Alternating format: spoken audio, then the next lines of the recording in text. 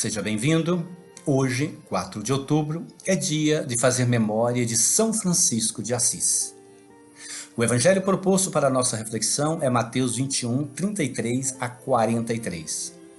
O conhecido texto da parábola dos vinhateiros. Vinhateiros que são erroneamente cunhados por alguns tradutores de Bíblia de homicidas, de assassinos. Começo com algumas perguntas. A vinha da parábola e a ecologia de São Francisco de Assis tem algo a ver com as queimadas que estão ocorrendo no Pantanal? A devastação da Amazônia e o fim dos nossos rios? Outra pergunta. O que Francisco, o Papa, que escolheu esse nome por causa do amor de São Francisco pela natureza e pelos pobres, tem a nos dizer sobre esta questão? Vejamos. Comecemos, então, pela parábola.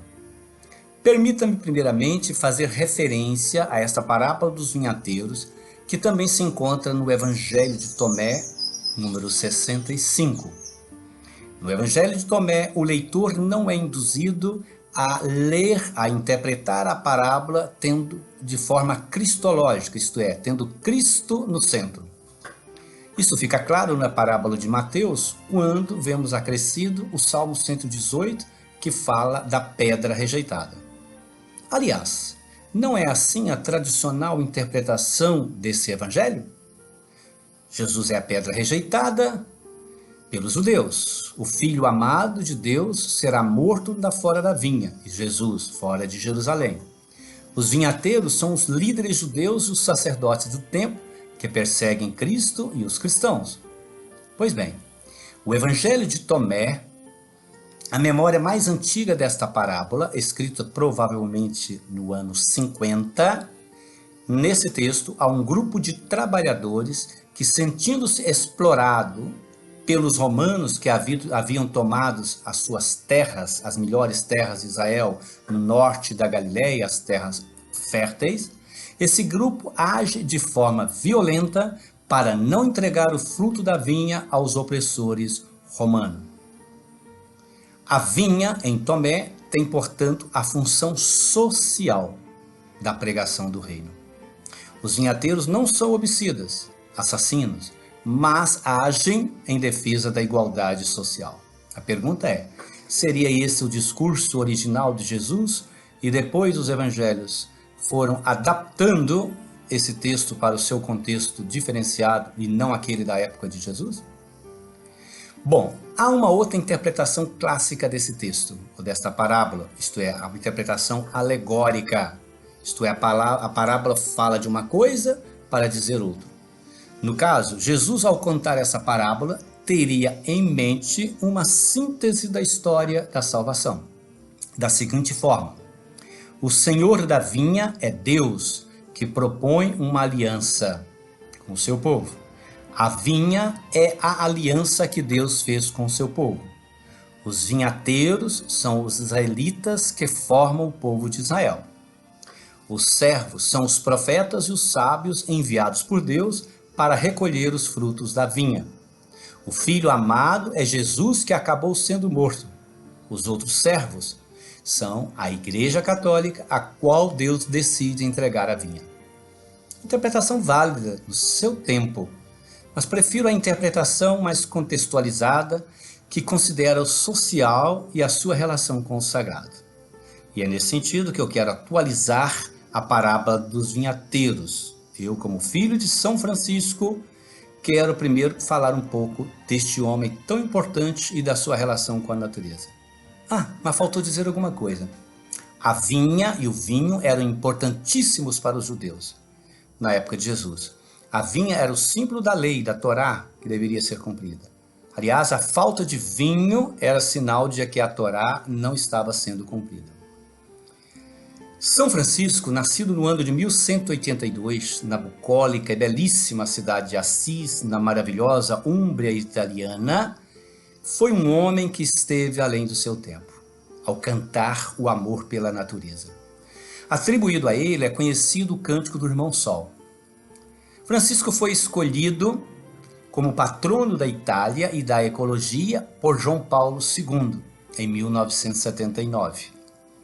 São Francisco é lembrado como o homem da paz e do bem, por proclamar que a natureza é a mais alta glorificação do Criador e que nela somos todos irmãos.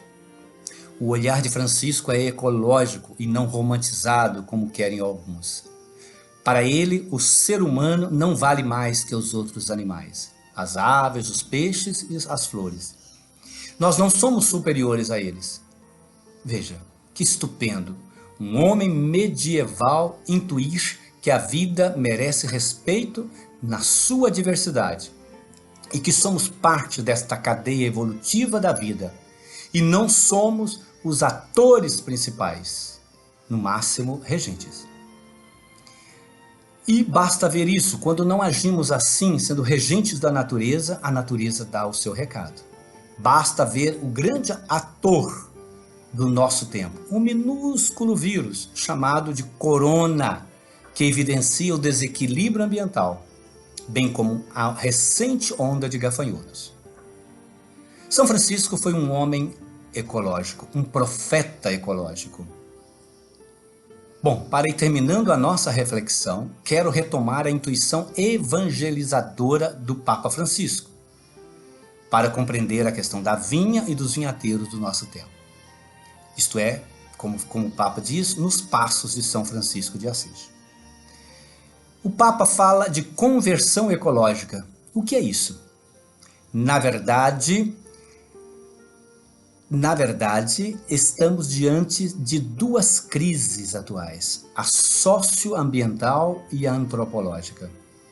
Será, pergunto, para ser feliz, o ser humano precisa ser um explorador, um tirano que queima, devasta o Pantanal, a Amazônia, que passa a boiada revogando leis que protegem o manguezal e a restinga do litoral brasileiro? Tudo isso em nome do agronegócio, né? E do frenético lucro das mineradoras, devastando os nossos rios? A defesa da vinha do Senhor é questão ecológica, de cidadania, portanto, econômica, política e de fé. O lixo que eu jogo nas ruas cai no rio, o rio morre e eu também morro. Trata-se, portanto, de uma relação com o outro. Recentemente, voltando ao Papa Francisco, na abertura da Assembleia da ONU, ele afirmou: penso na perigosa situação da Amazônia e dos povos indígenas que vivem lá. Isso nos lembra que a crise ambiental é intimamente ligada à crise social e que o cuidado com o ambiente exige uma abordagem abrangente para lidar com a pobreza e combater a exclusão. O Papa disse ainda: a crise relacionada à pandemia da Covid-19 nos mostrou que não podemos viver uns sem os outros. Portanto, partindo do simbolismo da vinha de Israel, da intuição de São Francisco de Assis e da fé do Papa Francisco, esforcemo-nos para viver em fraternidade universal, no respeito à diversidade das criaturas de Deus, denunciando com uma fé cristã libertadora e não conservadora os modelos econômicos que degradam a natureza, sendo gratos a Deus que nela se manifesta. Com São Francisco, digamos: louvado sejas, meu Senhor, com todas as tuas criaturas. Não percamos a esperança. Um mundo novo é possível. Tenhamos consciência ecológica. Isso depende de mim, depende de você, depende de nossa conversão ecológica. Assim seja. E que o Senhor nos abençoe e nos guarde, volva sobre nós o seu olhar e nos dê a sua paz. Amém.